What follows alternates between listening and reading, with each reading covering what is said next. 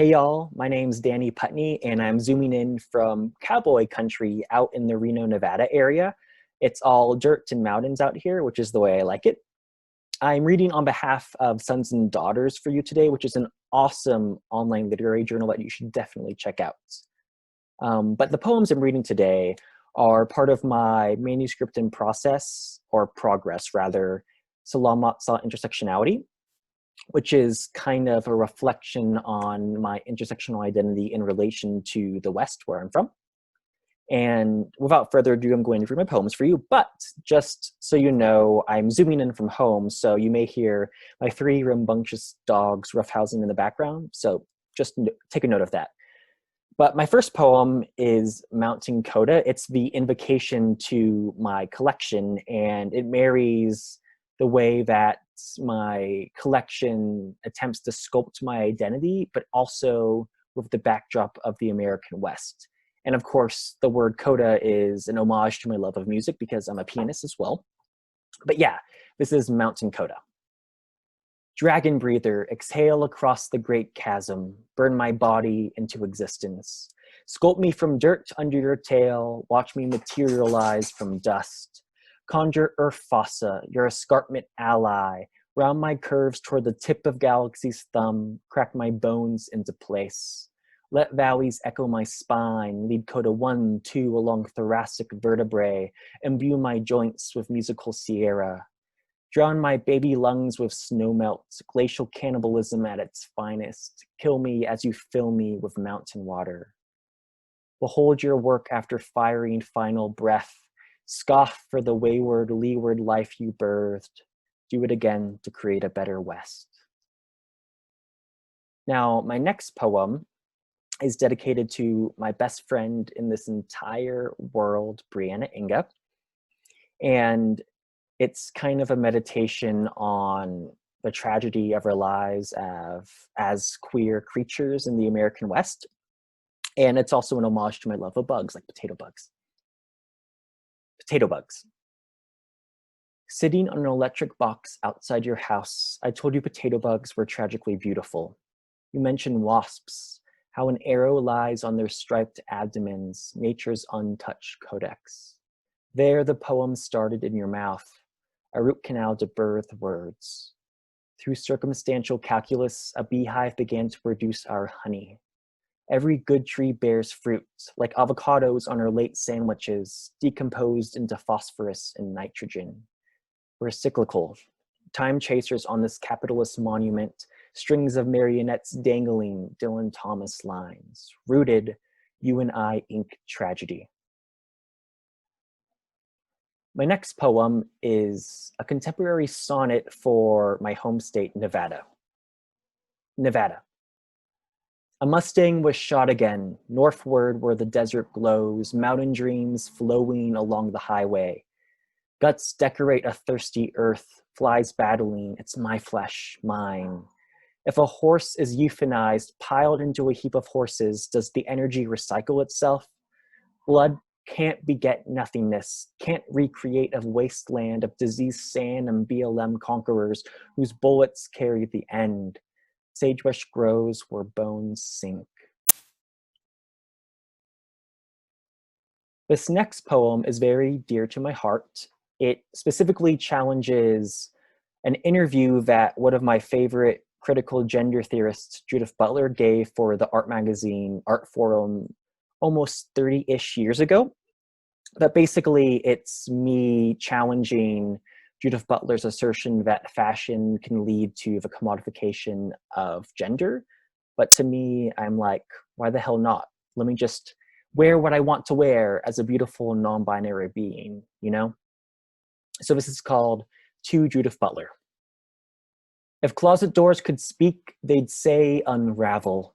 To festoon my body in silk is to pick a scab, neurosis a style, never let the wound settle as in recovery, pre and post injury or lava meant to freeze itself igneous. The prickle of polyester felt by a body in fashion resists biological inertia. What's rest anyway but a prescription for gender? Can't eczema on upper arms, hugging rolled sleeves be enough? The only tool goddess gave us was fascia. Language followed, then currency, then it made sense. It's all relational, isn't it? The origin of commodities. Darwin, your beaks look like skin, hair, prick. If closet epistemology burns cotton, I was charred before jumpsuits and rompers burst. The criminologist found pyrotechnic gossamer.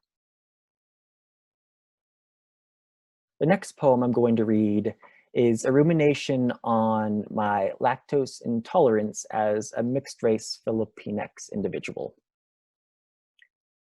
Lactose intolerance. I call you Muma because you said I'd grow into a big cow if I drank my glass. You know the Buddhists worship them? I'll never forget your Visayan hand on my shoulder, circles rubbed into the blade of my interstitial body. Don't rush it. You knew the milk I spat wasn't a color, but a single white reflection none of us could escape. When Dad shook his head at me, I remembered. Your brothers grew tall. If I gulped the toxin, smacked my lips to compliment his American joy, I could escape to the bathroom and clutch a belly yellow where white had seeped out. I'd count the scars along my intestines where every glass cut me. Muma, look, am I worthy of worship? Now, the next piece I'm going to read is actually in the second section of my collection, which deals with explorations of queer sexuality, so love, sex, heartbreak, etc. This poem is about a date in the desert, and it's one of my many tango poems in my collection. It's called Desert Tango. You and I played monkey wrenchers as we passed yellow tractors scattered around our dusty path. We catapulted rocks at metallic beasts like amateur saboteurs. This desert was ours. But Abby didn't teach us sabotage. We only wanted to be men for each other. Burnt soil captivated us with its Pollock-esque facade. We saw lavender in the rough against subtle tonalities of uprooted bedrock. Today, our memories, our colors, blink, we're a two-person gang again, our skin whipped by sand.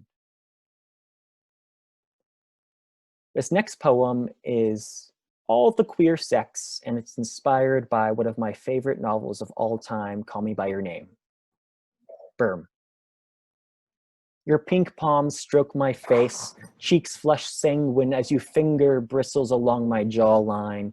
Your tundra gaze, my throbbing veins, punctuated by the aroma of dewy grass, toxic to my lungs like Marlboros that grace your nether lip every twilight. I bite, lap blood off your chapped skin, plunge my tongue into salivary nirvana. Do you like how you taste? I think, but will not say. Every breath subtracts from our waltz. I dare not close my eyes as your hands traverse my sweaty back. Claw, stiff vertebrae. Exploding pupils remind me you crave this too. I foist my body onto yours, roll of me, Bayo. Linen stains prove we know our embrace. This next piece was actually published by Sons and Daughters, so shout out to them. This is my second tango piece in my collection. Work Night Tango. He lounges on our gray recliner. Tungsten lamplight reflects his face. Crow's feet smile. Revelations, mishaps, non sequiturs. Thumb and index finger clasp. Page bottom. Wrist muscles contract. An intellectual. I return my gaze to paperwork splayed across my desk. His hand grasps my shoulder. I take off reading glasses. Look at a smirk and graying beard. You're distracted. He grabs my hand, takes us to our bedroom. Now, I'm going to skip ahead to the third and final section in my manuscript. And this is kind of like the synthesis of my identity as a queer, non-binary, mixed-race Filipinx and neurodivergent individual. And of course, the American West is still very much present in this section as well. But this first piece I'm going to read for you is more of an explanation of my gender, or an attempt at trying to explain the incorporeal nature of my gender. It's called Angela gender, the online quiz assigns. After I select A, robes of cosmic energy, B, color of the universe, and C, mercenary of God. Rarest of demiboy, A, gender, biogender. I always knew I was different, barely human. Sometimes I joke I'm a male-bodied spirit. How did the test calculate my incorporeal coexistence? I don't mind a flat chest and leg hair. I'm a sculpture animated with angel wings. Can't you see them? Their gossamer flows around us. I kid. I'm told identity equals flesh, not otherkin. Reality is, but the truest I felt was in nothing, by which I mean my body is a vessel for everything. Tell me I'm not melting from unmade gods. This next poem is the eponymous piece of my collection, Salamat sa Intersectionality, and it's me situating myself among the swamp monsters and insects and alien creatures of this world, of this universe, because that's who I am at my core. Salamat sa Intersectionality. I'm not growing into a man under indigo sky on saffron fields. My swamp hemolymph perspires through Cebuano's skin, thick and brown, pliable and brown. Manure-rich air depresses my joints, supple as the wrist flicks of white man's signatures of 1776, of ice black, not green tea, of Ben Franklin orgies. I'm not patriotically unmanned, just orientally brown, unhuman. My teeth are wider than mold that dampens my carcass, litter on a saffron field under indigo sky. What remains is gelatinous scat mixed with cow pats plus Bud Light plus cattlemen. I'm not the pioneer unwoman nor the Cebuana Menipixie dream girl. My closest relative is Kafka's monster. We bleed kaleidoscopes, scare cowmen, repel suburbia. Our faces don't read west, east, MF. Man buries us in mud, smiles, says, God bless America. Now, my final poem is actually the very last piece in my collection, and it harkens back to the first piece I read for you today, Mountain Coda.